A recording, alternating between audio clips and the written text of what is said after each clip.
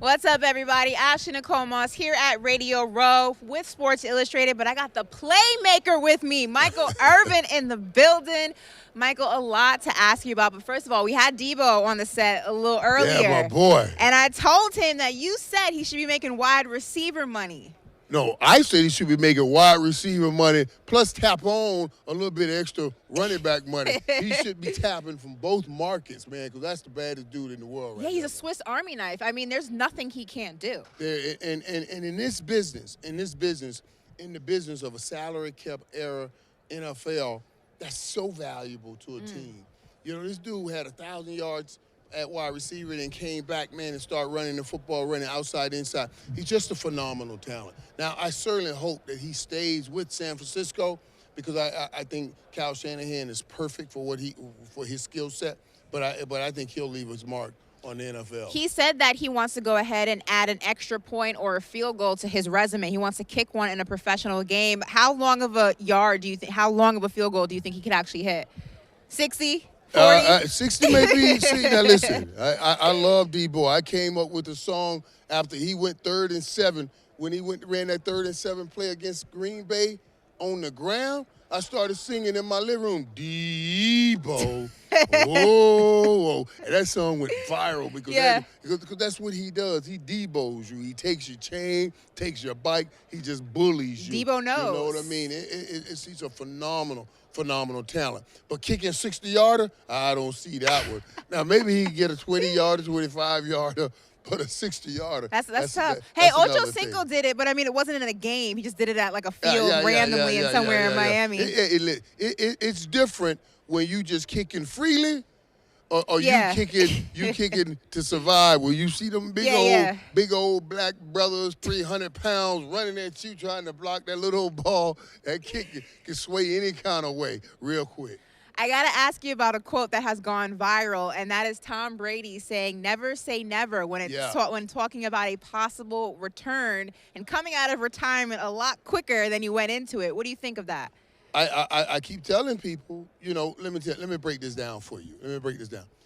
Watch it whenever a man retires for the two things that make you retire, loss of skill or loss of will. Ooh. When a man retires because of loss of skill, I don't care what he feels, he can go home, it's over. But when a man retires because of loss of will, that's something that after a week or two sitting down, that may come back. And especially after a week or two sitting down at home. Let me tell you what my bishop told me when I retired. Boy, I tried to give these young bucks some of this great advice. Boy, my bishop said, let me tell you something, boy. You got to work your way back into your own home. I said, what you mean, work my way back? I pay all the bills. I ain't got to work my way. He said, the house been working fine without you for 20 years. You got to work your way back Well, into I'm your back own home. now. Right. And Tom Brady is learning, I got to work my way back into my home. I retired, man. I was sitting around. They told me to go take out the garbage. I said, are you joking? You want me to put garbage on these hands that pulled you out the ghetto? What do you want me? These hands have won a Super Bowl. They have done so much for us. Why would you risk stinking these hands up? Boy, go take out that garbage. I had to get up and go take out that garbage. Tom Brady was the boss on the football field. Now he's home being bossed. And somebody asked, and he said, never say never. I don't know how long I can take this being boss thing. Right. That's what, you go home for a little while, and she runs you around the house for a little while, you start saying, I might as well go run around on a football field. Yeah, that's a little bit more fun. That's what I'm talking about. I got to get into our Dallas Cowboys because I'm a diehard Cowboys fan. Shout out to my dad. He gave me no other option. Yeah, okay? Good man. I was thrust, shout out, Pops. Good into man. this. I didn't choose it. It chose me. Dak Prescott, let's talk about the offense a little bit. How come the offense hasn't made it easier for Dak to get the ball out of his hand, for the offensive line to do less blocking, and just overall just make the offense move a lot quicker? And at some point in the season, Dak was getting the ball out of his hands quicker than anybody in the National Football League. What happened was, as the season went on, they started what we call junking it up on Dak. You know, everybody plays back. It's easier to read coverages when it's back. You know, you'll hear people say coverage like cover two. Cover two is just two deep safeties, and the cornerbacks are up on the wide receivers. The linebackers are up playing a zone.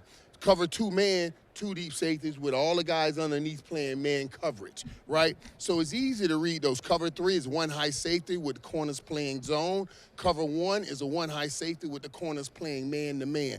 Those are easy coverages to read. What happens is when the teams all get up in the line of scrimmage, and late in the play, everybody drops out to all of those positions. Now you got to read on the run, and it's more difficult to get the ball out of your hands so quickly when you're not sure at who's dropping where and who has what responsibility, and it slowed down the process. It's something that they got to get better at, but it's also some ways that you can make them pay when they're lined up in the line of scrimmage and trying to shoot out, and Dallas has to get better So at would that. you say it's a positive or a negative that the whole coaching staff, from Kellen Moore to Dan Quinn to McCartney, the whole gang is now back together? How can we ask this question even though, and it's rhetorical in my sense because I've had so many people asking, it's like, this team was the number one offense at some point. They ended the season ranked number 2 and number 1 scoring offense.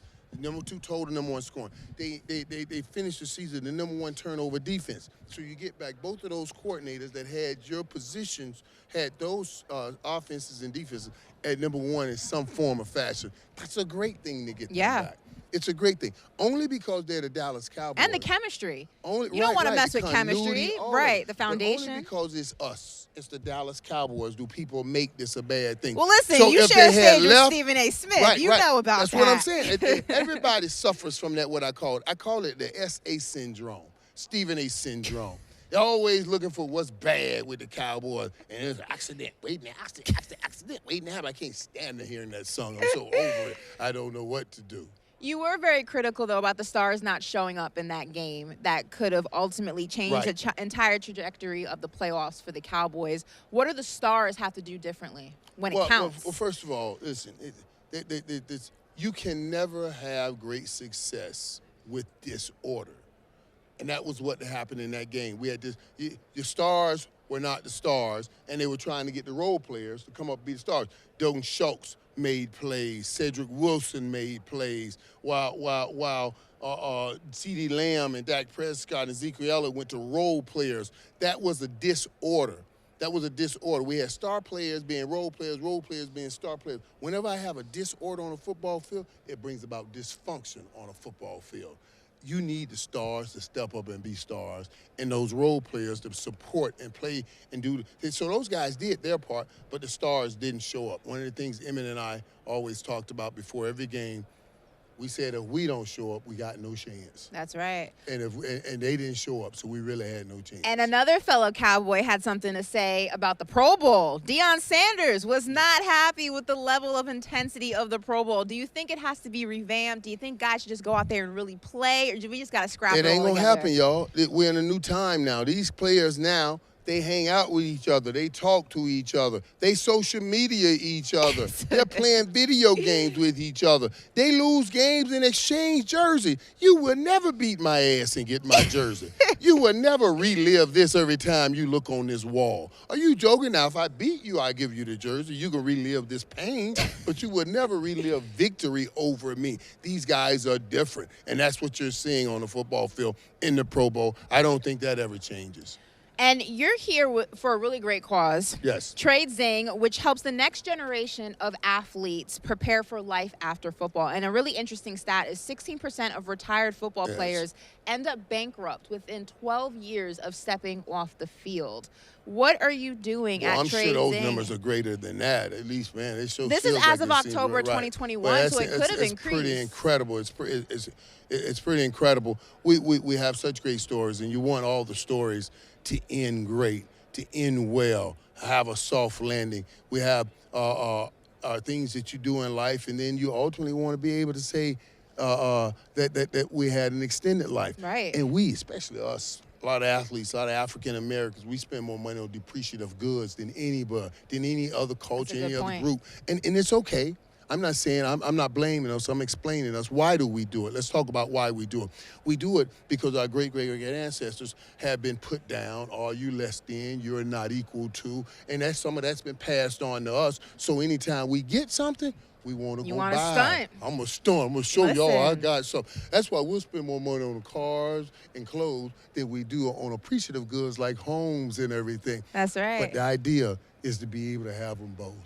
Why can't you have them both? And you can't have them both. It's just how do you dispense out? If I get $1 million and I want to spend $500,000 on a house and another $100,000 on a car, $600,000. I'm not paying that outright and buying it outright. But we will. You know why? Because of a pain of our yesterday. We watch our mom and dads get repossessed. We watch everything go. And we say, I'm going to buy mine straight up because I ain't going to let nobody repossess Sometimes me. credit is better than cash. But that's not the right way to do it. Yeah. You know, and we need to make sure that we're helping people understand that so they can have long-term success, not just good success while you're playing and then bad things after. Listen, a legend on the football field, but you can also take accountant advice from him, as you can see. So, listen, if you need help, call up Michael. He'll get you right. Okay?